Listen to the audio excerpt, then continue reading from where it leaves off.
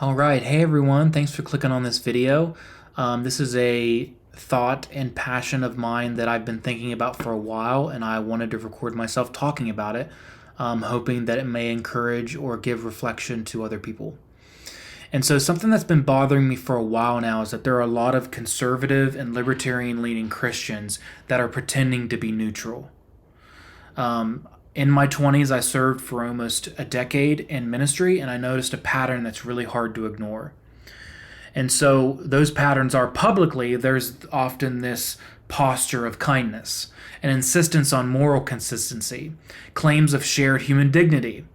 There's language about welcoming the outsider, showing compassion to everyone, and remembering that we all are in need of grace.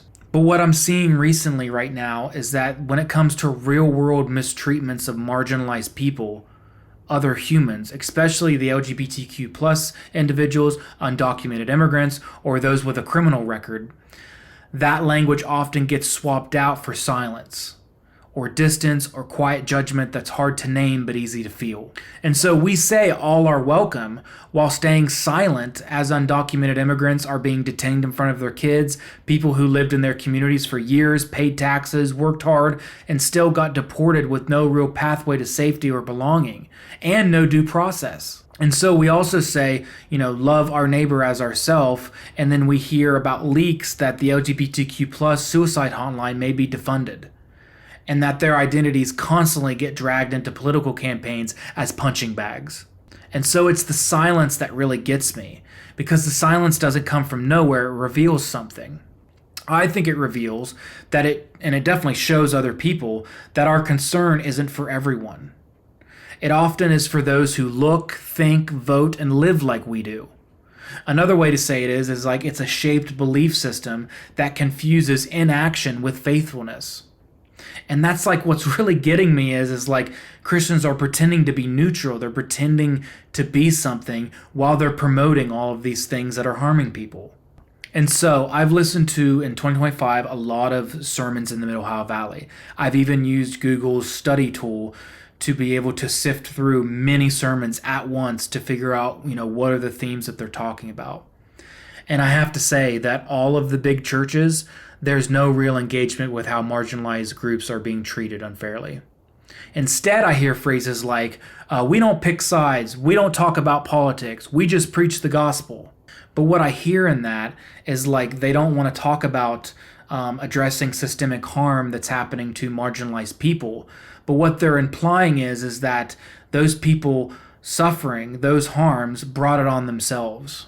So what's behind the silence? I think that we're rationalizing what's happening, and we're telling ourselves that we don't need to talk about it, that it's not as bad as it looks, that we kind of implicitly agree that these people deserve what's coming to them.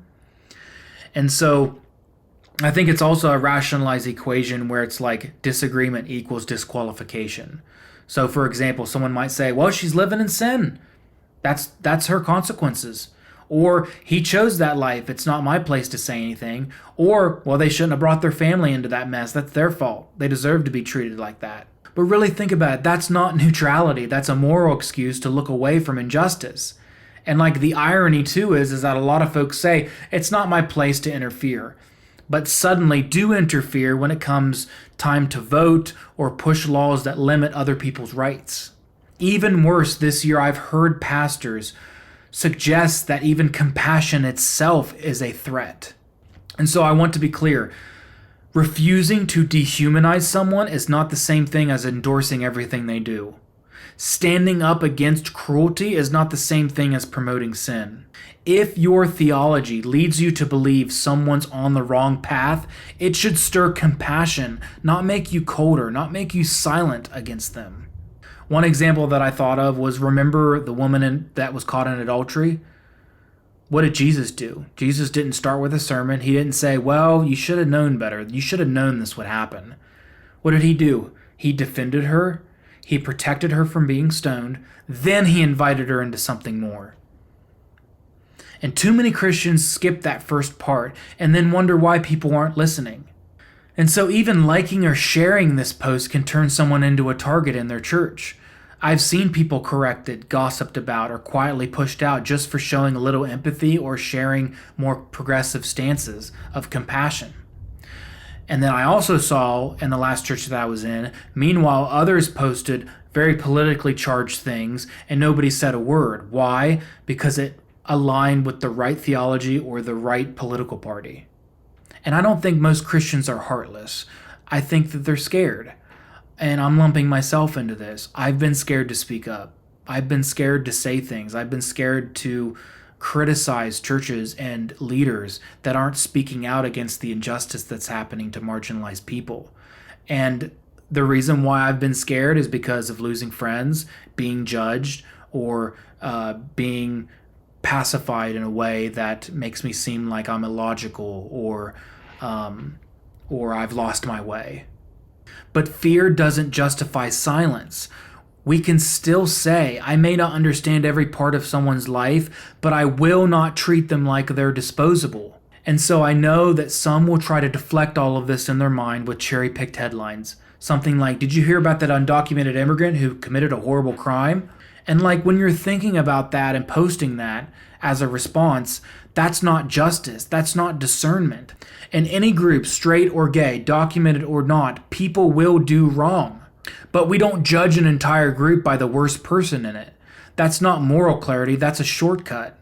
And if we followed that logic, the church itself would have been shut down decades ago because of the abuse, the cover-ups, and the scandals. But we don't do that. Like, think about why don't we do that? Because we understand nuance. We know that people are more than their worst moments. So here's the challenge that I want to leave us with.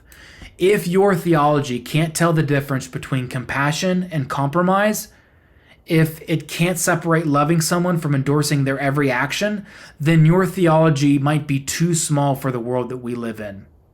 And if your values only show up when it's safe, or only apply to people who reflect your lifestyles and beliefs, then what you're calling conviction might actually just be convenience.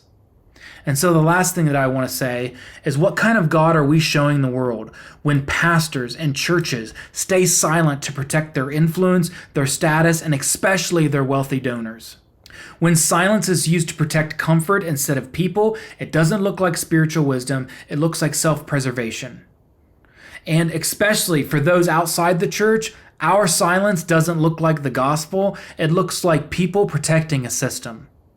And maybe it's time we stop calling that faithfulness and start calling it for what it is. So I hope that this leads to some reflection. And thank you for listening.